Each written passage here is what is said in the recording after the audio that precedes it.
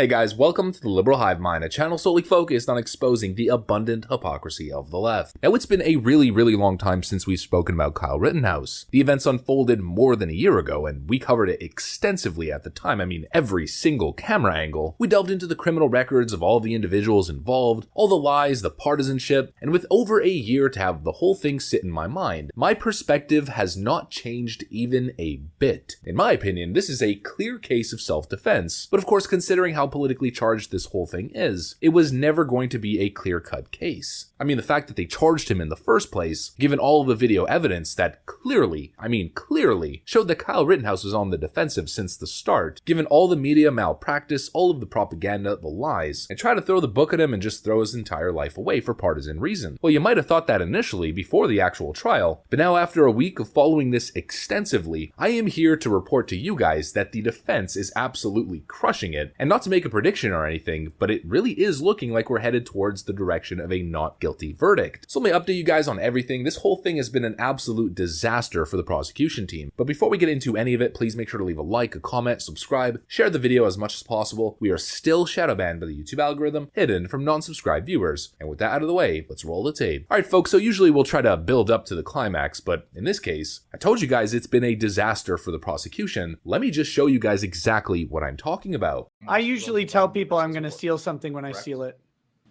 Correct. You don't know, as you sit here today, what Mr. Rosenbaum was thinking, do you? You mean at the time of the shooting? Yes. Or at any point in his life. I mean, you have no idea what Mr. Rosenbaum was ever thinking at any point in his life. Do you? I would say do you. I'm a dick witness. Please call me as a witness. I never exchanged words with him, if that's what your question is.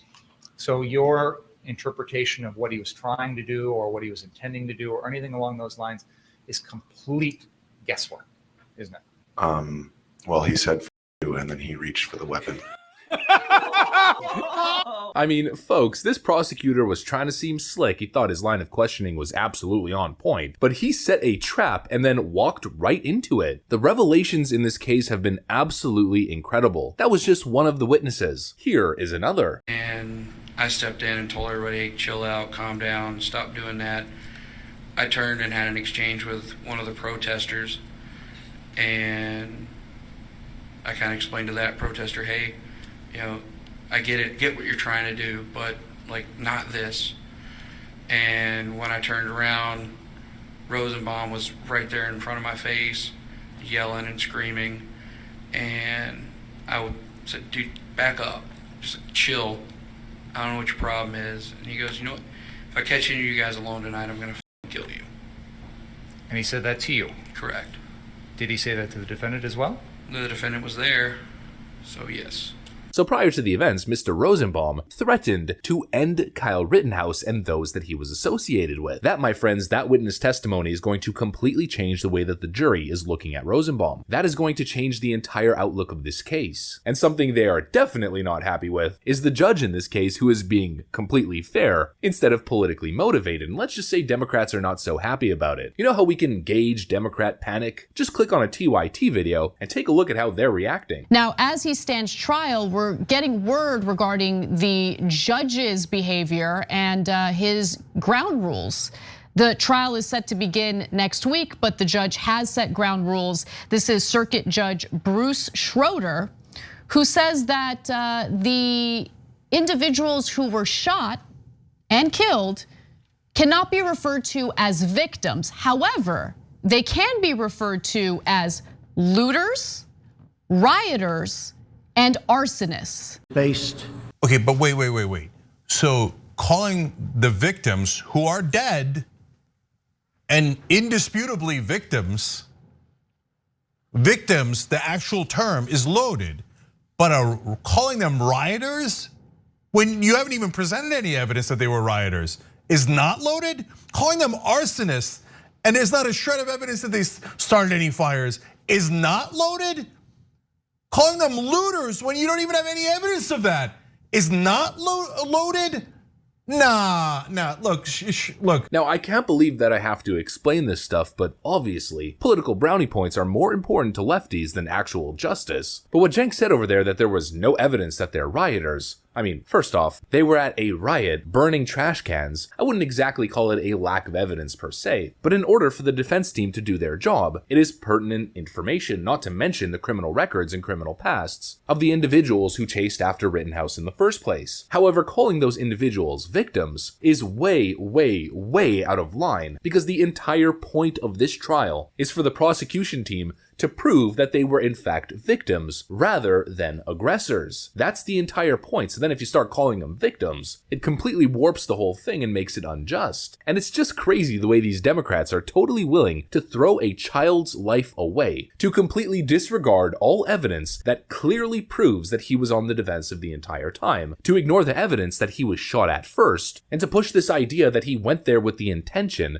of being an aggressor and taking people's lives when he was literally there providing medical aid. It's just crazy how partisan things have become. And of course, the media has played one of the most dishonest roles in this entire thing. And once again, kudos to the judge. Kyle Rittenhouse judge pauses trial to rant against media. The judge presiding over the Kyle Rittenhouse murder trial in Wisconsin slammed media coverage of the highly divisive case on Wednesday. There are people in the media, on reputable sites, that are saying things that are totally bizarre. And of course, we're going to back up the judge's statement with actual fact. Here is previous reporting from CNN. Kyle Rittenhouse chased down an unarmed Joseph Rosenbaum and fired at him 4 times, including a fatal shot to the back. During a night of unrest in Kenosha, Wisconsin last August, a prosecutor said Tuesday in opening statements of Rittenhouse's homicide trial. Kyle Rittenhouse chased down Joseph Rosenbaum? There is literal video evidence to refute that almost instantaneously. And once again, another bombshell hits, changing the entire dynamic of this case. The FBI sat on bombshell footage from Kyle Rittenhouse shooting. We now have aerial helicopter footage that essentially shows the entire thing, and it shows Kyle Rittenhouse running away, and even a muzzle flash aimed at his direction from the individual who was behind Rosenbaum. Now, initially we had some pretty bad camera angles that we covered over a year ago, but in conservative circles, this was essentially already known. Now, the FBI releases very clear aerial footage that essentially corroborates that element of this case. Now, of course, the reporting is coming in that new Rittenhouse shooting footage shows that Kyle was chased and shot at before firing at Joseph Rosenbaum. It's no longer speculation. It's no longer witness testimony. It is now fact. It is now evidence that has been presented into court. And all of a sudden, the tone of reporting has completely changed on this case, with even the Associated Press releasing this headline right over here, that legal experts now see a strong self-defense claim for Rittenhouse. Now, from my perspective, if you cannot see that, you are either blinded by partisan rage or you are a liar, have some sort of ulterior motive. He should have never been charged in the first place. And also, think about it, the FBI was sitting on that footage for over a year, and all of a sudden they release it now. That footage should have been released immediately, and frankly, for my opinion, Kyle should have never been charged in the first place. And all the far lefties who want to see a kid who was accosted and attacked and shot at, chased down the streets, and now we even know that his life was threatened, the kid who defended himself against all of that, all the lefties who, of course, due process be damned, want to throw him in a cell for the rest of his life without even a single thought for partisan reasons, are being exposed at the highest level that I have ever seen. They have no case. And you know how I know they have no case? Because they never seem to focus on the idea of self-defense in the first place. All they ever say is that he was 17 and he illegally possessed a firearm. Illegal possession of a firearm does not make you guilty of first-degree reckless homicide. If it did, then every gangbanger